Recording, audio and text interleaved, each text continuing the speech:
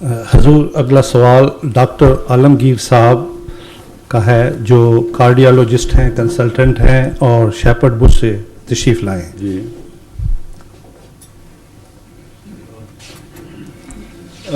کیا حال ہے ڈاکٹر صاحب، خیریت سے ہیں؟ جی بالکل ٹھیک ٹھاک. کارڈیالوجسٹ ہیں آپ ماشاء اللہ. جی میں کارڈیالوجسٹ ہوں. کہاں سے ہیں ہندوستان سے؟ میں پاکستان لاہور سے ہوں. جی لاہور سے ہیں؟ ہاں جی. اچھا نام کیا بتایا تھا انہوں نے آپ کا؟ عالمگیر. عالمگیر. میں غلط سمجھا تھا، میں اس میں کچھ جیت کا ہے. نہیں عالمگیر. پاکستان سے تشریف لائے ہیں ڈاکٹر عالمگیر صاحب. جی جی میں یہیں پر کام کرتا ہوں. جی ٹھیک ہے. میرے سے صرف ایک کوئری ہے، وہ یہ کہ آج کل مطلب کئی اس طرح سیکٹس ہیں جس میں لوگ اپنے آپ کو ڈکلیئر کرتے ہیں ایز اے ہم سچے ہیں. جی تو ایک تو یہ کہ اگر مطلب انہوں نے مرزا صاحب نے اپنے آپ کو نبی جو ڈکلیئر کیا تھا اس کا مطلب ہاؤ کین وہ کنفرم کیسے ہو سکتا ہے؟ وہ تو کوئی بھی انسان اٹھ کے کہہ سکتا ہے اور اس کے پیچھے 500-600,000 لوگ جمع ہو سکتے ہیں، جو آپ امریکہ میں کئی اور جگہ دیکھتے ہیں کہ سیکٹس بنتے ہیں اس طرح. اور دوسرا جب بھی نبی پہلے آئے تھے تو کوئی نہ کوئی اس وقت کوئی پرابلمس تھے جن کو ایڈریس کرنے اللہ تعالیٰ نے بھیجا تھا. تو اس وقت جب یہ آئے تھے کہ کیا پرابلمس تھے جو کہ ان کو اپنے آپ کو نبی ڈکلیئر کرنا پڑا، ویسے کیوں نہیں یہ کر سکتے تھے؟ جی میں بیٹھتا ہوں. یہیں بیٹھ جائیں.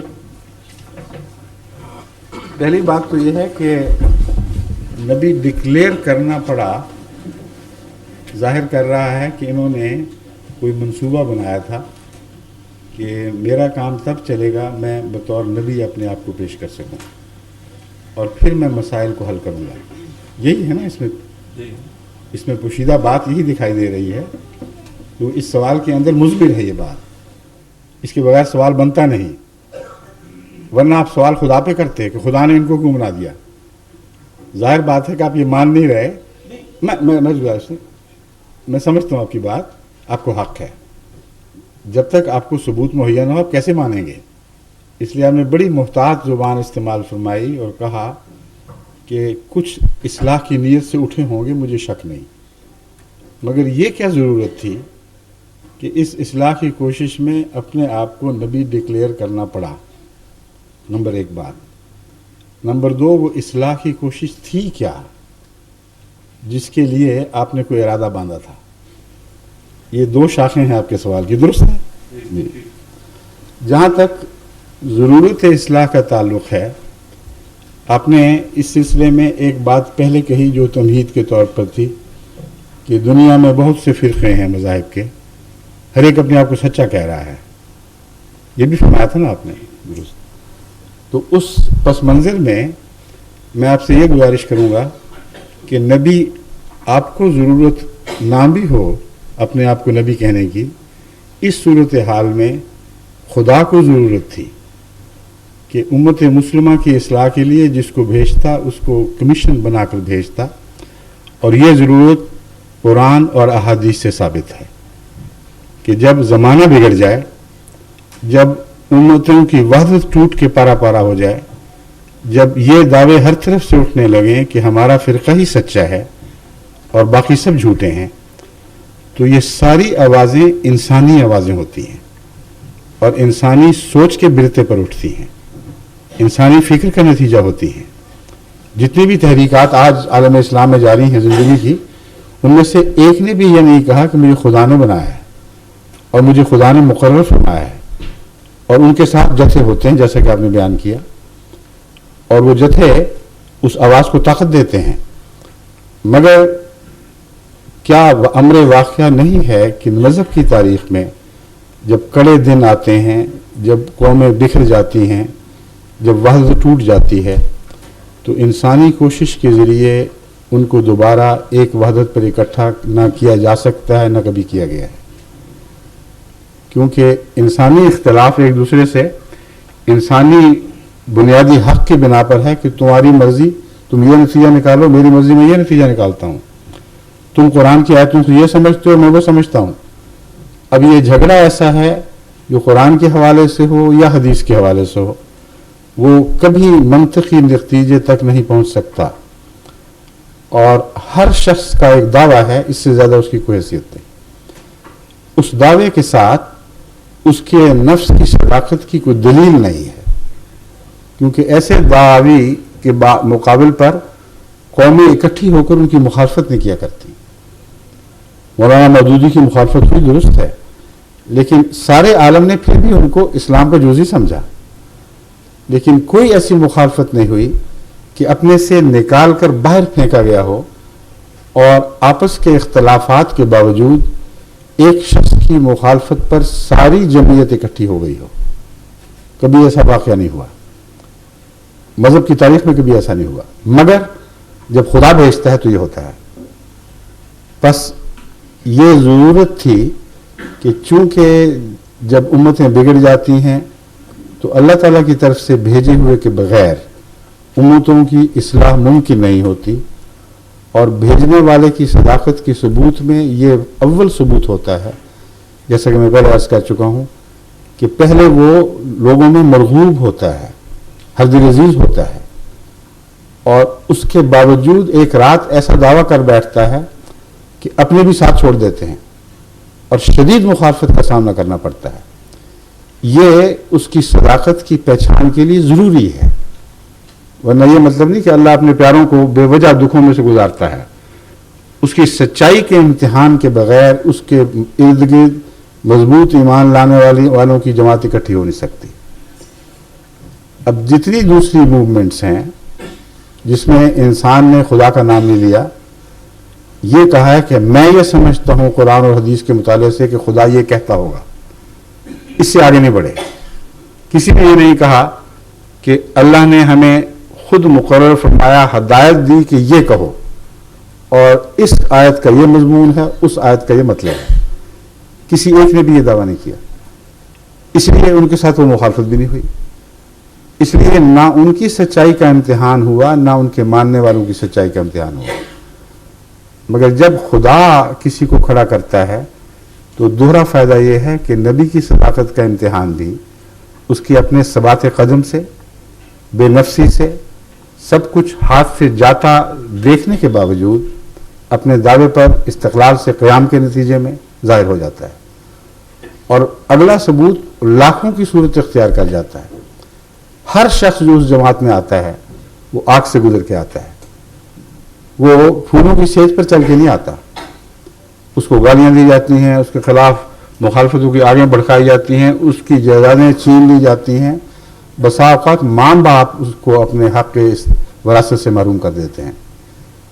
اس کا مطلب یہ ہے کہ صرف ایک گواہی، ایک سچا نہیں رہا، اور بہت سے ایسے وجود اس کے ارد گرد کھڑے ہو جاتے ہیں جن میں سے ہر ایک کا کردار اس کی سچائی کی نشانی ہے.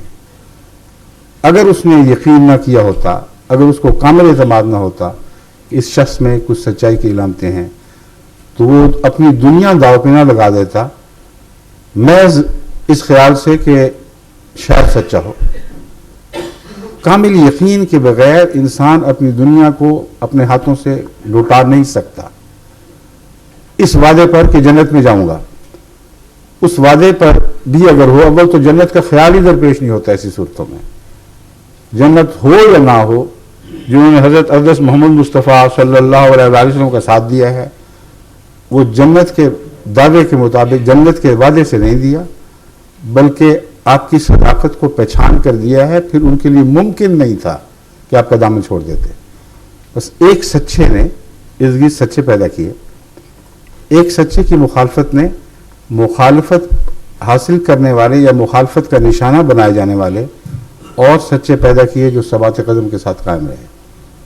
کوئی طاقت ان کو اپنے رستے سے ہٹا نہیں سکتی. یہ دوسری وجہ ہے کیوں خدا کو اپنی طرف سے کسی کو مقرر کرنا پڑتا ہے. پھر جو ان مصیبتوں کے بعد دین کو قبول کرتے ہیں، کیونکہ محض للہ کرتے ہیں، انہیں پھر خدا والوں کی علامتیں پائی جاتی ہیں. یہ ہو نہیں سکتا کہ وہ اپنی جائیدادیں لٹا دیں خدا کے نام پر اور پھر کرپشن کی بدبختی میں مبتلا رہیں. وہ بدجانتی اسی طرح کریں، دنیا کی حوث اسی طرح جاری رہے، کیونکہ یہ تضاد ہے کردار کا. ایک طرف اپنی چیز اپنے ہاتھ میں آئی ہوئی خدا کے نام پر یوں چھوڑ دی جیسے اس کی کوئی قیمت نہیں، دوسری طرف پھر دنیا کما رہے ہیں. یہ ہو نہیں سکتا. تو سوسائٹی کی اصلاح کے لیے ضروری ہے. یہ ناممکن ہے کہ ایک کرپٹ سوسائٹی محض جماعتوں کے قیام سے درست ہو جائے. نہ کبھی دنیا میں کسی نے ایسا ہوتا دیکھا ہے، نہ اب ہو رہا ہے پاکستان میں یا دوسری دنیا میں۔ کتنی بڑی بڑی جماعتیں قائم ہوئی ہیں، کتنی بڑی دین کی باتیں ہوئی ہیں، کتنی بڑی دین سے وابستہ حکومت کے قیام کا اعلان کیا گیا۔ ضیاء الحق کی تاریخ کوئی بہت پرانی نہیں ہے۔ کتنی بار زبردستی مسلمانوں کو نماز پر قائم کرنے کی کوشش کی گئی، کتنی بار یہ کہا گیا کہ بے حیائیاں چھوڑ دو، اسلام کی طرف آ جاؤ، اب تمہارا قانون تمہیں اجازت دیتا ہے کہ جس طرح چاہو اسلام پر عمل کرو، اور پھر قانون نے پوری حفاظت دی۔ کیا آج سے 10 سال پہلے کا دیانتداری کا معیار پاکستان کا وہی تھا جو آج ہے؟ کیا یہ پریسیپس سے نیچے نہیں گر چکا؟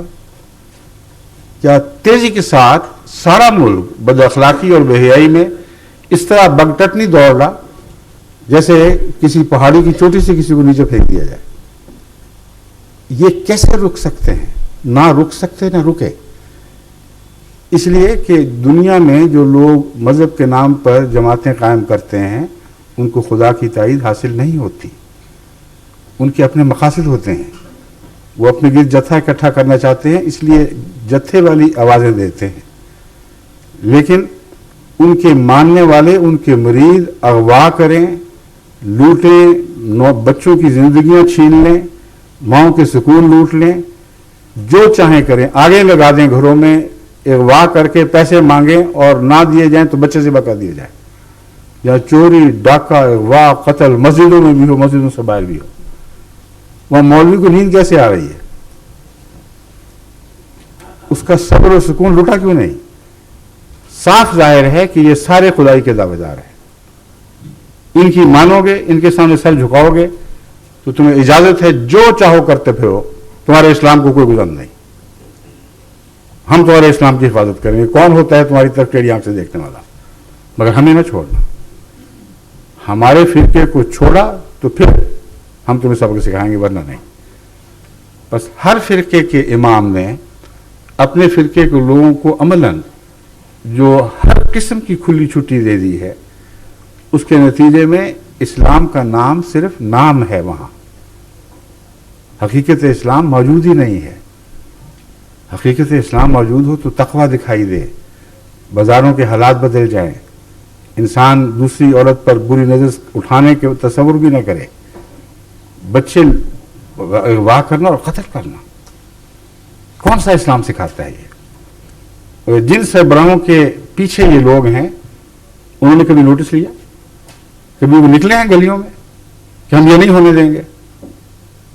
اس لیے کہ وہ گلیوں میں نکلیں کہ نہیں ہونے دیں گے تو وہی ماننے والے ان کے پیچھے پتھر لے کے پڑ جائیں گے۔ ان کی آواز پر لبیک صرف اس وقت کہا جاتا ہے جب بدی کی طرف ان کو بلاتے ہیں، جب لوگوں کے مال لوٹنے کے لیے طرف بلاتے ہیں، جب آڑیاں لگانے کی طرف بلاتے ہیں تو لبیک لبیک کہہ کے ساری قوم ان کے گرد اکٹھی ہو جاتی ہے۔